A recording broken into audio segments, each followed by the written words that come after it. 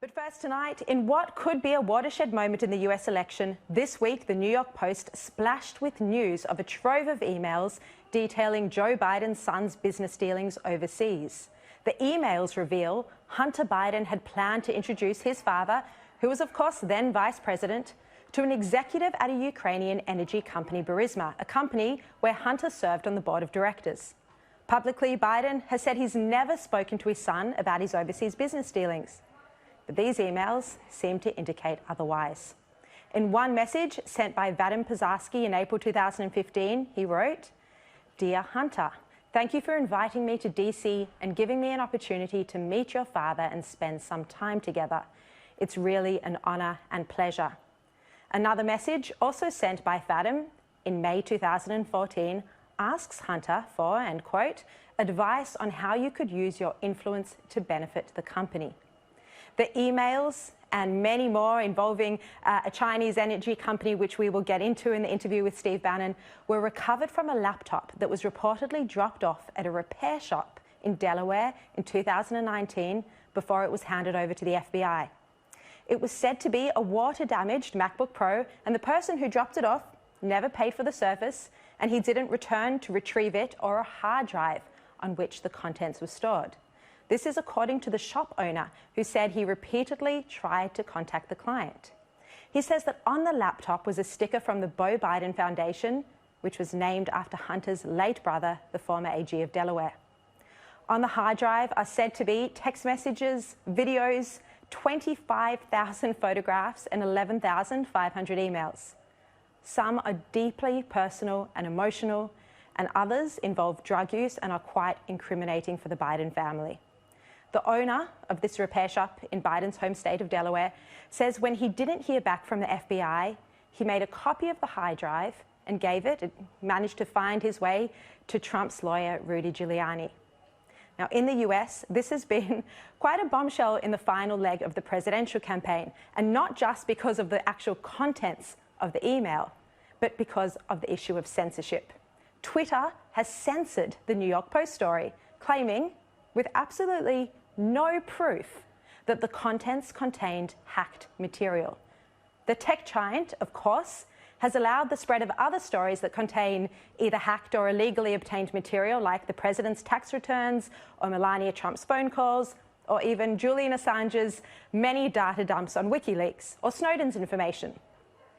In censoring this story from a legitimate media outlet from the New York Post, Twitter is acting against the United States tradition enshrined in the Constitution of a free press.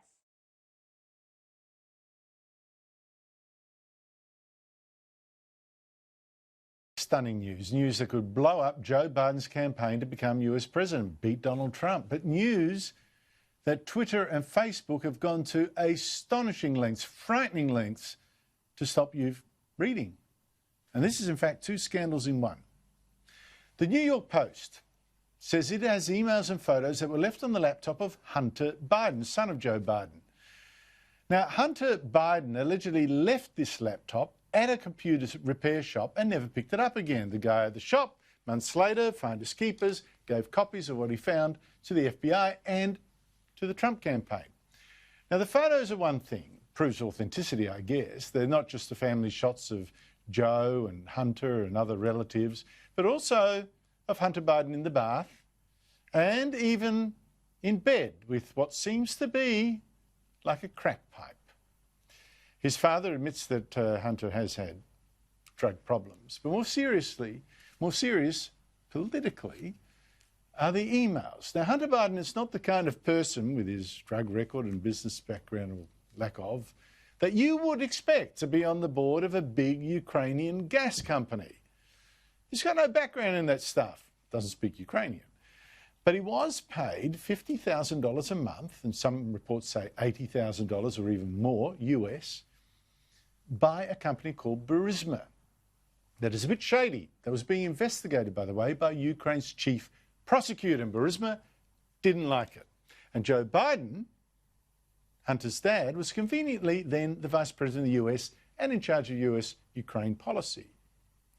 Now, Joe Biden has got very angry when people say, oh, Hunter, your son, he was being paid for access, obviously, to his dad. False, says Biden. Do you think it was wrong for him to take that position? No. Knowing that it was really because that company wanted access to you? Well, that's not true. You're saying things you do not know what you're talking about. No one said that. Who said that?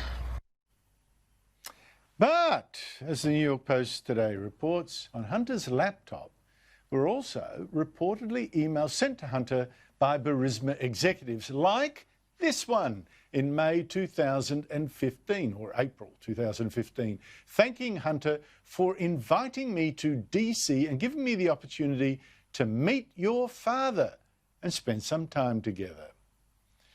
Now, what might have been discussed at such a meeting? Well, a year earlier, Hunter was allegedly sent this email by Burisma, also found on his laptop, complaining that the new authorities in Ukraine were quite aggressive to the Burisma boss to obtain cash from him. We urgently need your advice on how you could use your influence to convey a message or signal to stop this politically motivated action.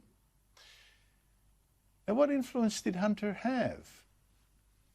Well, funnily enough, his father, Joe, at the end of 2015, flew to Ukraine to give it an ultimatum. If he did not fire that prosecutor, it wasn't just harassing Burisma, by the way, but did have a reputation among other countries as no good, let's be fair. If they did not fire this prosecutor, then Biden would kill a $1 billion US loan guarantee it was after. And Joe Biden even bragged openly about what he'd done later.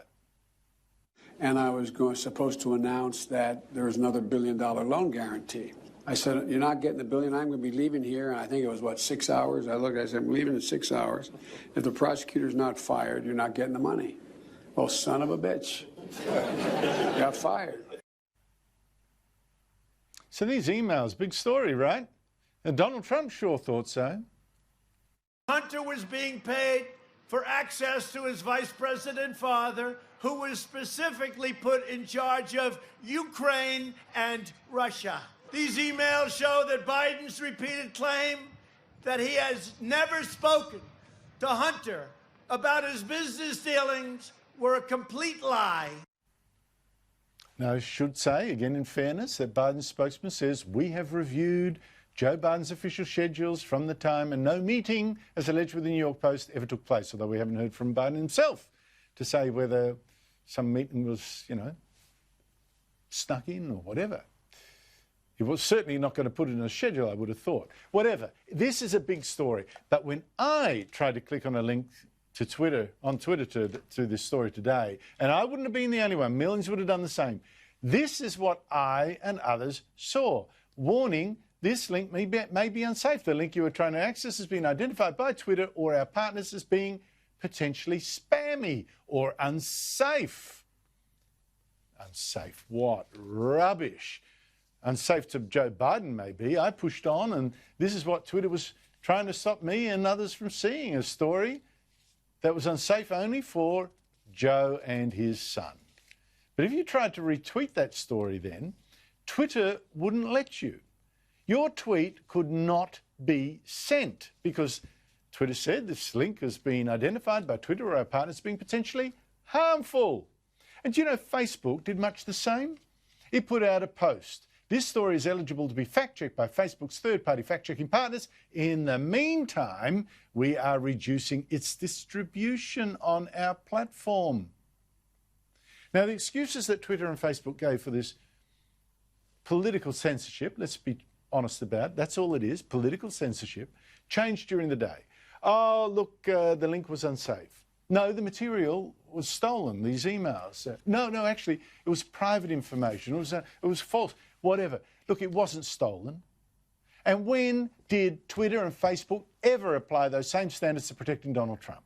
Trump's tax records the other day were stolen and leaked. Twitter and Facebook didn't mind. No warnings there. No bans on retweeting. And for years, the media published, promoted, talked up a faked dossier that Democrats had paid for that claimed that Donald Trump had paid prostitutes in Russia to urinate on a bed, allegedly used by Barack Obama, and that it colluded with Russia to steal the election. Did you see any Twitter bans on that stuff? Twitter and Facebook, they're running a protection racket for Joe Biden and keeping news from you using their incredible market power. It is a disgrace and a threat to democracy.